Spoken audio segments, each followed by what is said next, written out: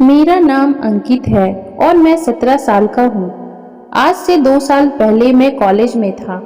College pass करने के बाद अब मेरा मन भटकने लगा था। इस उम्र में अक्सर ऐसा ही होता है, जो मेरे साथ भी हो रहा था।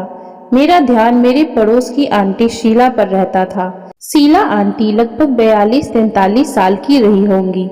उनके बात करने का तरीका और उनके सिल्की सिल्की बाल मुझे बहुत अच्छे लगते थे। बच्चों के स्कूल जाने और अंकल के शॉप पर जाने के बाद आंटी घर पर अकेली ही होती थी, इसलिए अक्सर वो शाम को ही घर से बाहर निकलती थी। मैं आंटी के यहाँ धीरे धीरे अपनी पहचान बढ़ाने लगा था। मौका मिलते ही मैं आंटी को देखने लगता था। आंटी को देखने के अलावा उनसे बात करने में मुझे डर सा लग रहा था। मुझे समझ में नहीं आ रहा था कि कैसे मैं आंटी से मेरे मन की बात कहूँ। एक दिन मैं आंटी के घर ही बैठा था और वो उस वक्त नहाकर बाहर आई थी। कुछ देर बाद वो साड़ी बदलकर तैयार होकर आई और किचन में काम करने लगी।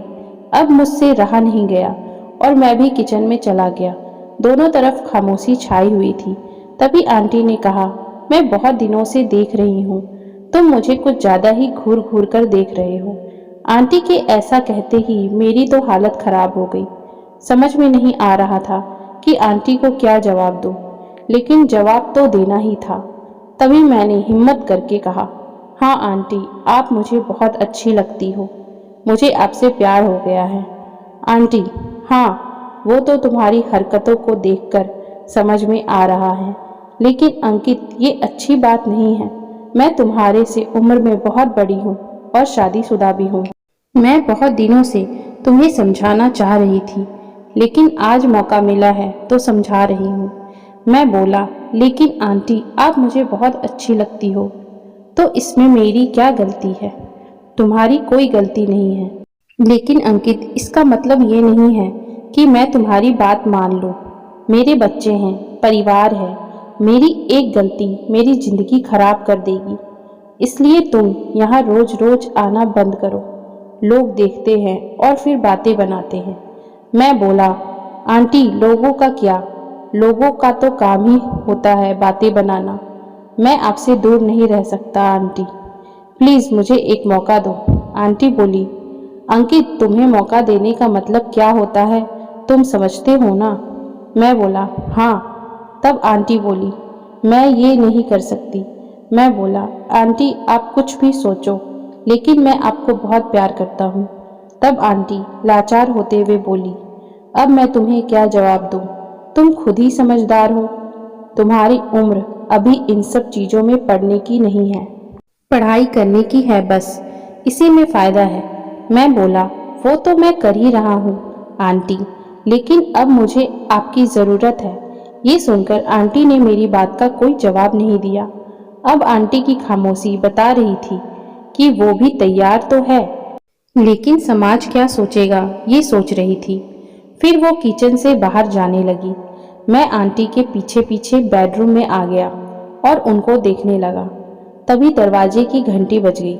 आंटी गेट खोलने गई। देखा तो बच्चे स्कूल से लौट आए थे। मुझे बच्चों पर बड़ा गुस्सा आ रहा था। अब आंटी किचन में बच्चों के लिए खाना तैयार करने लगी। मैं किचन के सामने सोफे पर बैठा था। खैर, फिर मुझे लौटना पड़ा। अब अगले दिन मैंने आंटी के घर जाने की कोशिश की, लेकिन आंटी ने गेट ही नहीं खोला। ऐसे ही 2-3 दिन निकल गए, लेकिन आंटी ने मुझे उनके घर के अंदर तक आने का मौका नहीं दिया। फिर एक दिन आंटी हमारे घर आई और मुझे बुलाने लगी। आकर कहने लगी कि उनका सिलेंडर खत्म हो गया है, नया सिलेंडर लाना है। मैं तो मौके की तलाश में ही था। बिजली की तेजी से नया सिलेंडर लेकर आंटी के घर पहुंच गया। मैंने सिलेंडर सेट कर दिया। आंटी ने मुझे धन्यवाद दिया। मौका पाकर मैंने भी आंटी को बोल दिया और कहा, आंटी, कुछ देना ही है तो मेरी बात का जवाब दे दो, वरना आप थैंक यू अपने पास ही रखिए। मेरी बात सुनकर आंटी सहम गई। वो जवाब नहीं दे पा रही थी। वो बोली, जवाब दे पाना तो मेरे लिए बहुत मुश्किल है। मैं बोला, अगर आंटी आप चाहो तो कुछ भी मुश्किल नहीं है। तब आंटी बोली, तुम ऐसी ऐसी बातें ही क्यों कर रहे हो? मैं बोला, मैं तो रिक्वेस्ट ही कर सकता हूँ आंटी, और क्या करूँ? आंटी बोली, तुम अच्छे लड़के हो। तभी मैं बोला, आंटी बस आप मान जाओ। अब आंटी चुप हो गई। अब मैं आंटी का जवाब समझ गया था। उनके मन में हाँ थी, लेकिन समाज के डर से वो कुछ बोल नहीं पा रही थी। फिर कुछ देर बाद आंटी ने कहा कि मेरी एक बात मानो, तो मैं कुछ कहना चाहती हूँ।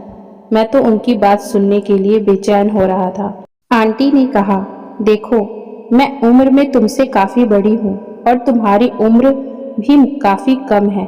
अगर तुम चाहो तो हम अच्छे दोस्त बन सकते हैं। इससे तुम मेरे घर भी आ सकते हो और मुझसे बातें भी कर सकते हो। ये सुनकर मैं कुछ समय सोचा, फिर हाँ कर दिया। कम से कम मैं इसी बहाने उनको देख और उनसे बातें तो कर सकता था। मैं हाँ कहकर अपने घर वापस आ गया। तो दोस्तों, अगर आपको ये कहानी अच्छी लगी हो तो कृपया आप हमारे चैनल को सब्सक्राइब करना बिल्कुल ना भूलें, जिससे मैं आपके लिए और भी अच्छी अच्छी कहानियाँ लाते रहूँ। Thank you for watching.